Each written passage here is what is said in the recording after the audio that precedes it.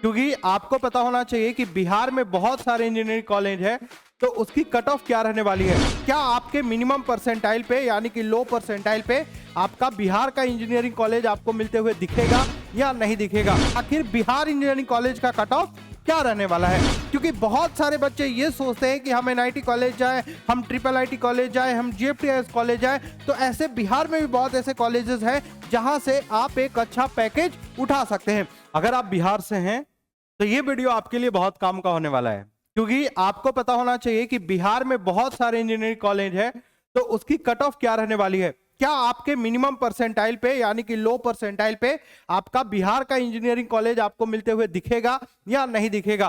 तो बच्चों, जितने भी लोग, अगर आप बिहार से बिलोंग करते हैं, तो मैं भी बिहार से बिलोंग करता हूं, तो आप लोग इस वीडियो को ज्यादा से ज्यादा लाइक करिए, चैनल को सब्सक्राइब कर लीजिएगा, क्योंकि ये वीडियो आपके लिए मैं लेकर के आया हूं और जो कि काफी काम का वीडियो है। मैं इसकी कट ऑफ आपको बताने वाला हूं, जो कि जेईई मेंस 25 के बेसिस पे मैं आपको बताऊंगा कि आखिर बिहार इंजीनियरिंग कॉलेज का कट ऑफ क्या रहने वाला है। मेरा नाम मृणाल कश्यप है, मैं फाउंडर और डायरेक्टर हूं एमसीएम इंस्टीट्यूट पटना का। बच्चों, मैं आपसे एक ही अनुरोध करना चाहता हूं कि इस वीडियो को अंत तक जरूर देखिएगा, क्योंकि आपके लिए बहुत इंपॉर्टेंट ये वीडियो है। क्योंकि बहुत सारे बच्चे ये सोचते हैं कि हम एनआईटी कॉलेज जाए, हम ट्रिपल आईटी कॉलेज जाए, हम जीएफटीआईएस कॉलेज जाए। तो ऐसे बिहार में भी बहुत ऐसे कॉलेजेस हैं जहां से आप एक अच्छा पैकेज उठा सकते हैं।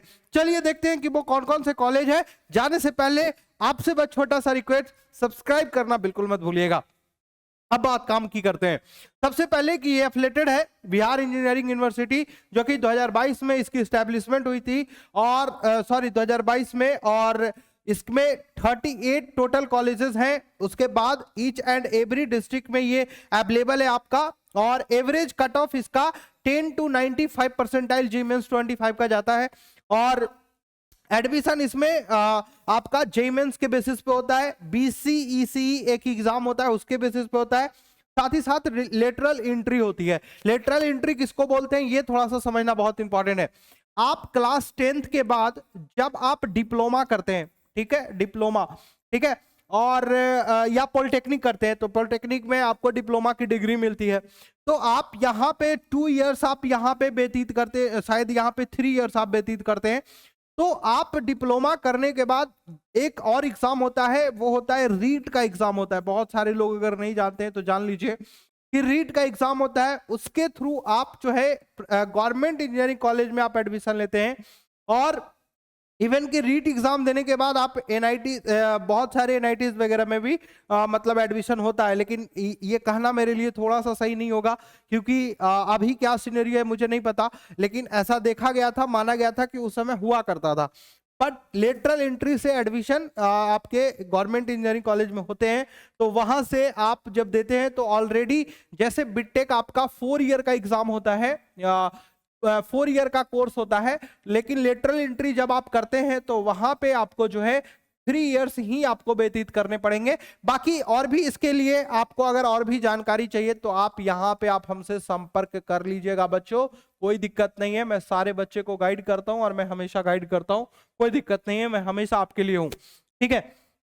अब काम की बात करते हैं कि अब ये बिहार इंजीनियरिंग एक एमआईटी मुजफ्फरपुर है। एमआईटी मुजफ्फरपुर का हमेशा कट ऑफ जो जाता है वो 80 to 95 परसेंटाइल जाता है। प्लेसमेंट इसके जो है आपके काफी बेहतर हैं, ठीक है, प्लेसमेंट काफी बेहतर है। लोकेशन मुजफ्फरपुर बिहार में ये पड़ता है, जो बिहार से है उनको पता है कि मुजफ्फरपुर कहाँ है, तो मुजफ्फरपुर बिहार में इसका लोकेशन पड़ता है।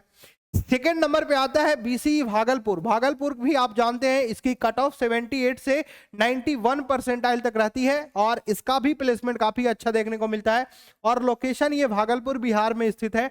और उसके बाद आप बीसी बख्तियारपुर, कट ऑफ इसका 75 to 91 परसेंटाइल जाता है।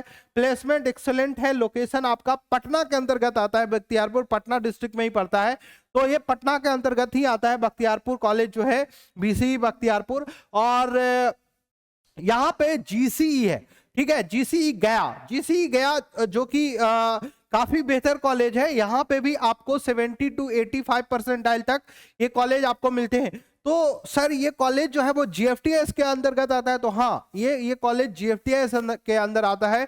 और जब आप जेईई मेंस के मार्क्स के बेसिस पे इन कॉलेज में आप एडमिशन लेते हैं तो आपको जो है ये बिहार के कुछ कॉलेजेस हैं जो आपको मिल सकते हैं। ठीक है। और मैं जो कट ऑफ आपको बता रहा हूं, मैं इन जनरल कट ऑफ बता रहा हूं। तो यहाँ पे आप समझ लीजिए कि ओबीसी वाले बच्चे हैं, ईडब्ल्यूएस वाले बच्चे हैं, या फिर एससी एसटी वाले बच्चे हैं, तो आप अपने हिसाब से 10 से 15 परसेंटाइल इसमें कम कर लेंगे, और एससी एसटी वाले जो है वो 20 परसेंटाइल और कम कर लेंगे। ठीक है, तो वो कॉलेज उनको मिलते हुए दिखेगा। उसके बाद ये गया में पड़ता है एनसी चंडी, एनसी चंडी, जो कि 70 to 82 परसेंटाइल है, और इसकी प्लेसमेंट काफी अच्छी है, और लोकेशन आपका यहाँ पे नालंदा है। ठीक है, लेकिन कंपैरिजन टू ये समझिएगा कि मैं ये जो बात बोला कि प्लेसमेंट काफी अच्छा है, तो आप इसमें अब आपको 10 से 15 लाख का प्लेसमेंट नहीं देखने को मिलेगा। ठीक है, ऑन एवरेज 5 लाख, 6 लाख, 4 लाख, इस तरीके का प्लेसमेंट आपको देखने को मिलेगा। उसमें भी ऐसा नहीं कि कॉलेज कैंपस सिलेक्शंस के बेसिस पे, अब बहुत सारे बच्चे जो है वो पर्सनली लेवल पे भी एफर्ट डालते हैं, तो वहां पे उनको प्लेसमेंट अच्छा बेहतर देखने को मिलता है।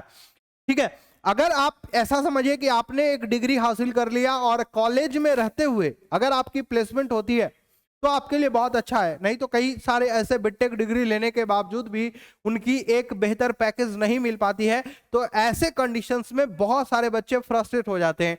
तो दो तरीके से आप अपना अपॉर्चुनिटी गेन कर सकते हैं। एक तो कॉलेज आपको कैंपस देती है, दूसरा कि आप खुद के पर्सनल बेसिस पे भी आप बहुत सारे कंपनीज को अप्रोच करते हैं कि भाई मेरा अगर सीएससी है तो मैं आईटी कंपनीज को जो है अप्रोच करना पसंद करूंगा, मेरा सिविल है तो मैं कंस्ट्रक्शंस वाले जितने भी कंपनीज हैं उनको मैं फोकस करना कोशिश करूंगा, जिन्होंने मैकेनिकल ले रखा है तो वो जितने भी ऑटोमोबाइल्स की कंपनियां हैं उनको वो फोकस करने की कोशिश करेंगे। तो यहाँ पे बहुत मैटर करता है कि आप भी अप्रोच लीजिए। ऐसा नहीं कि आप डिग्री लेके बैठे और कंपनी आपके द्वार तक चल के आएगी, तो ऐसा कुछ नहीं है। द्वार तक वो आपके चल के तभी आएगी जब आप एक बड़े कॉलेज में आप रहते हैं, जैसे एनआईटीज हो गया, ट्रिपल आईटीज हो गया, आईआईटीज हो गया, या फिर अदर बहुत सारे ऐसे प्राइवेट कॉलेजेस हैं।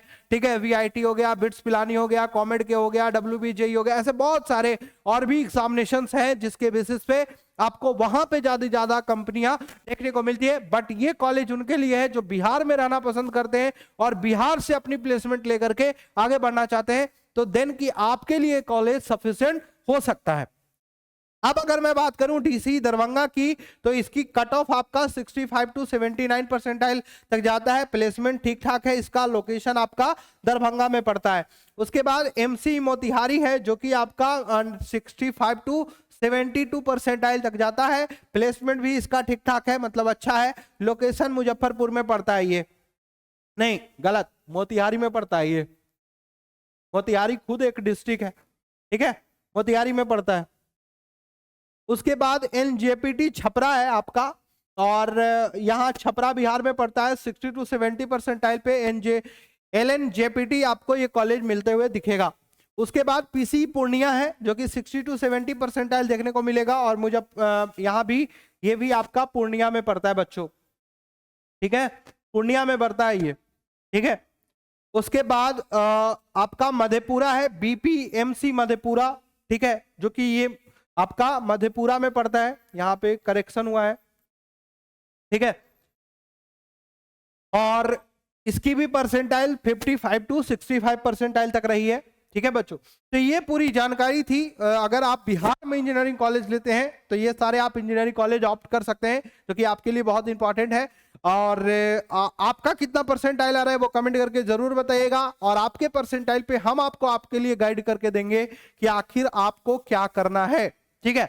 और बच्चों स्पेशल थैंक्स टू जो कि एमसीएम के तरफ से है। अगर आप जेई की प्रिपरेशन करना चाहते हैं सेकेंड अटेम्प्ट का, ठीक है, जेई मेंस का सेकेंड अटेम्प्ट का आपका प्रिपरेशन करना चाहते हैं, तो आप हमारे ऑफलाइन सेंटर को विजिट कर सकते हैं। हमारा सेंटर आप अधिक जानकारी के लिए इस नंबर पे आप कॉल करके जो है बात कर सकते हैं, और हमारा एमसीएम पटना जो है आप विजिट कर सकते हैं, जो कि ऑफलाइन कोचिंग चलती है यहाँ पे आईआईटी और नीट के बच्चों के लिए, ठीक है। तो एक बार जरूर ट्राई करिएगा, कंकड़बाग पटना में, ठीक है बच्चों। बाकी मिलते हैं नेक्स्ट नए वीडियो में। खुद का ख्याल रखिएगा। जय हिंद, जय भारत।